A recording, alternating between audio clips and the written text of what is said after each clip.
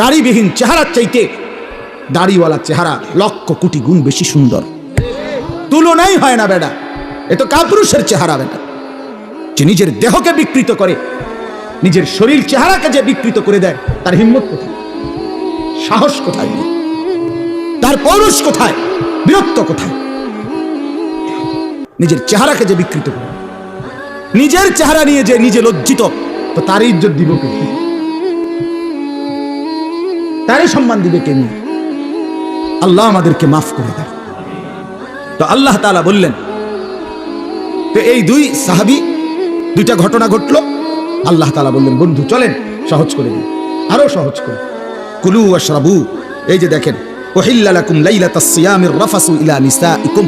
আল্লাহ বলে, এখন থেকে বন্ধু আপনি আপনার উম্মতকে বলেন, প্রত্যেকটা ইমানদার পুরুষ রোজাদারের জন্য সন্ধ্যা সূর্যাস্তের পরে রাত সুবহে সাদিক পর্যন্ত পুরা রাত, এবার আর কোনো ঘুম যাক বা না যাক, কোনো নিষেধাজ্ঞা আর নাই। সে তার স্ত্রীর সাথে মিলিত হওয়া, স্ত্রীর সাথে থাকা তার জন্য পুরাপুরি বৈধ করা হবে। হুন্না লিবাসুন লাকুম ওয়া আনতুম লিবাসুন লাহুন্না। স্ত্রী তো স্বামীর পোশাক, স্বামী তো স্ত্রীর পোশাক। একজন আরেকজনের সাথে মিলে মিশে থাকবে, এটাই তো ইনসাফ, এটাই তো আল্লাহর চাওয়া। স্বামী যদি স্ত্রীর কাছে আপনার আকর্ষণীয় না হয়, স্ত্রী যদি স্বামীর কাছে আকর্ষণীয় না হয়, বেডিও যদি বাইরের বেড হইতে লেগে আগ্রহী, এবারও যদি বাইরের বেড হইতে লেগে আগ্রহী, তো এই দুই অপদার্থ কি এর স্বামী স্ত্রী নিফেলাস ঠিক না?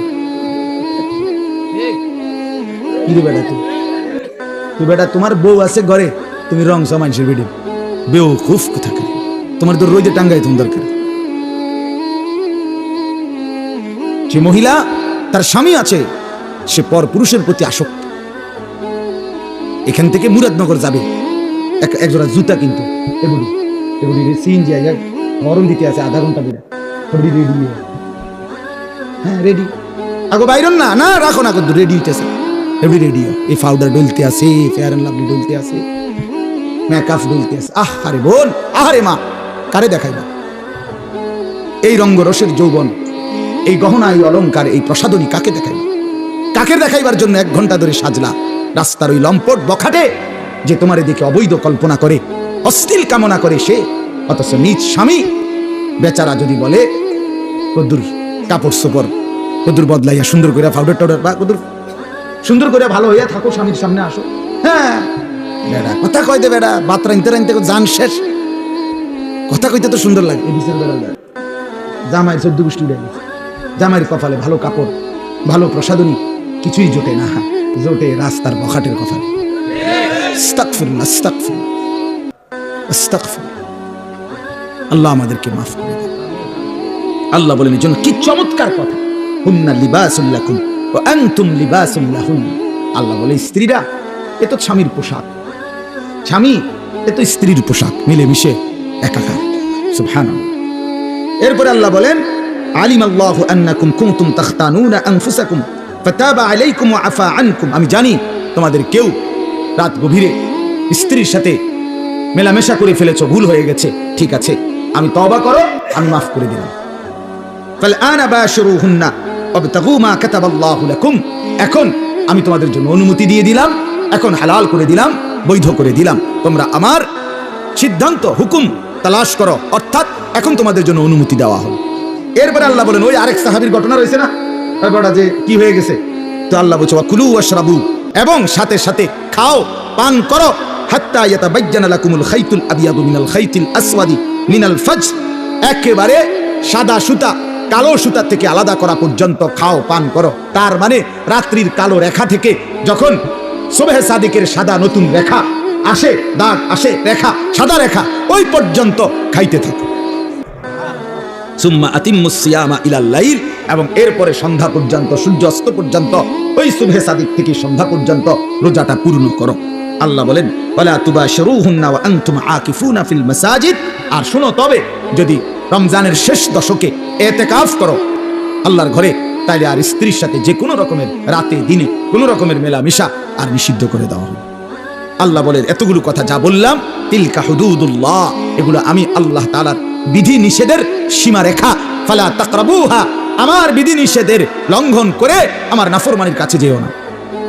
কাযালিকা ইউবায়্যিনুল্লাহু আয়াতিহি, আল্লাহ বলেন এভাবে আমি পরিষ্কার করে তোমাদের কাছে সব বলে দিলাম, লাআল্লাহুম ইয়াত্তাকুন, যেন বাস্তবিক অর্থে মুত্তাকি হতে পারো, জান্নাতি হতে পারো। এজন্য বাপ, আমাদের জন্য আল্লাহ তাআলা সবচেয়ে সহজ করে দিয়েছেন রমজান, অনেক কমাই আনছেন। কোরআনে আছে ইউরিদুল্লাহু বিকুমুল ইউসরা ওয়ালা ইউরিদু বিকুমুল উসরা। আল্লাহ বলেন আমি তোমাদেরকে সহজ করতে চাই, কঠিন করতে চাই না। অতএব আমাদের জন্য আল্লাহই সহজ করেছেন আমাদের জন্য সুবহে সাদিক থেকে সূর্যাস্ত পর্যন্ত খাদ্য পানীয় স্ত্রী মিলন থেকে বিরত থাকতে বলছেন, আর সারা বছরের মতো চলমান গুনাহ বাঁচতে বলছেন, ইবাদতে লেগে থাকতে বলছেন। তাইলে অতিরিক্ত আহামরি খুব কঠিন কোনো বোঝা আমাদেরকে চাপায় দিছেন। রমজান মানে কি 50 কেজি চালের বস্তা কাঁধে লইয়া দাঁড়ায় থাকা, রোজা মানে কি সিমেন্টের বস্তা একটা লইয়া খাড়ায় থাও নাকি? তাহলে এখানে কঠিন কি? এটুকু রোজা যদি আমরা পালন করতে না পারি, এত বড় সুযোগ, জান্নাতের দরজা খোলা, জাহান্নামের দরজা বন্ধ, রহমতের দুয়ার খোলা, শয়তানকে শেকলে বন্দী। আল্লাহর নবী বলছে একটা নফল একটা ফরজের সমান, একটা ফরজ 70টা ফরজের সমান। শুরুটা রহমত, মধ্যখানটা মাগফিরাত, শেষটা নাজাত। এক একটা নেকি বাড়তে বাড়তে আল্লাহ তাআলা নিজের হাতে নেকি ফেরেশতাকে দিয়ে না লিখিয়ে নিজে লেখেন। এত কথা, এত কথা, এত কথা, এত ফজিলত, এত কিছু নবীজি বললেন আমার বাপ আমার ভাই। এরপরেও যে ব্যক্তি রমজানের কদর করলো না, তার উপরে আল্লাহর লানত, ফেরেশতার লানত, মুহাম্মদুর রাসূলুল্লাহর লানত, তুরুফে খোদার গজব পড়ুক, তুরুফে খোদার লানত পড়ুক। হ্যাঁ, এটা আমি বলি না, এটা জিবরাইল বলে গেছেন। কি জিবরাইল নবীজির কাছে রমজানের লাস্টে আইয়া বলছে, নবী এত বড় রমজান, আপনার এত কাকুতি মিনতি, আপনার এতগুলো ফজিলতের কথা শোনার পরেও আপনার যেই নাফরমান উম্মত রমজানকে কদর করলো না, তার উপরে আল্লাহর লানত, আমি জিবরাইলের লানত, ফেরেশতার লানত। নবী বলছে আমিন। হ্যাঁ জিবরাইল, আমি তো বদদুয়া দিতে চাচ্ছিলাম না, আমি অভিশাপ দিতে চাচ্ছিলাম না, কিন্তু আজকে আমি রাসূল আর সহ্য করতে পারলাম না এমন নাফরমান উম্মতের উপরে আমি মুহাম্মদের লানত। আমিন, আমিও মেনে নিলাম। যা যা বেঈমান, যা তুই মোবাইলে টিপ, যা তুই নারী নিয়েই থাক, তুই সুদের আড্ডা, ঘুষের আড্ডা, যা তুই বিড়ির আড্ডাতেই থাক, যা, ঠিক আছে, তুই জীবন এভাবেই শেষ কর, জানা ঠিক আছে, দুনিয়াই তো ভোগ করবি না, তো 60 বছর 70 বছর। এরপরে আবু জেহেল দুনিয়াতে মাটির উপরে মাতবুরি করছে কতদিন, মাটির নিচে পড়ে আছে আজকে। এই মিয়া বলেন না কেন? ফেরাউন মাটির উপরে ছিল কতদিন, আজ মাটির নিচে কতদিন? নমরুদ মাটির উপরে ছিল কতদিন, মাটির নিচে কতদিন? নূহ আলাইহিস সালামের উম্মত মাটির উপরে অহংকার করছে কতদিন, মাটির নিচে পড়ে আছে আজ কতদিন? এজন্য এটা হিসাব করেন, ভাবতে শিখেন। ছেলেরা তোমাদেরকে বললাম, একটা ছেলেও যদি বুঝে আলহামদুলিল্লাহ, না বুঝলেও আমাদের কোনো হতাশা নাই, কারণ ফেরিওয়ালার কোনো হতাশা নাই। ফেরিওয়ালা তার পণ্য বিক্রি হোক বা না হোক, সে ফেরি করতেই থাকে, ফেরিওয়ালা বলতেই থাকে। ফেরিওয়ালা তার পণ্যের নাম ঘোষণা দিতে বিরতি দেয় না, সে বলতেই থাকে বালতি বালতি, মানে যেটা তার মাল বেচবে ওইটা সে বলতে। সে জানে তার প্রতি ডাকে কাস্টমার আসে না, আসে, কিন্তু সে তবুও যে জানে যদি 200 বার ডাকার পরে একটা কাস্টমার আসে। এই জন্য ফেরিওয়ালা হতাশ হয় না। এই জন্য আল্লাহর পথে যারা ডাকে তাদের কোনো হতাশা নেই, তারা ফেরিওয়ালা বলতেই আছে, বলতেই আছে। আল্লাহ তাআলা আপনাদেরকে তৌফিক দেন, কবুল করেন এই মাদ্রাসা মসজিদ, আল্লাহ তাআলা যেন কবুল করেন। আপনাদের কাছে বিনীত অনুরোধ, রমজানকে কাজে লাগান, বলেন ইনশাআল্লাহ।